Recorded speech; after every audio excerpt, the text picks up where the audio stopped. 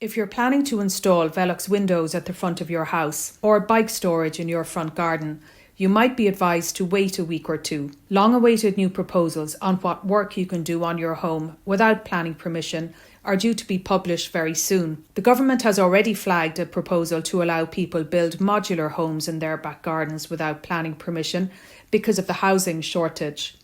When we caught up with the Minister for Housing at an international property conference on the French Riviera last week, he told us that the proposed planning exemptions should cover things like bike sheds and Velux windows too.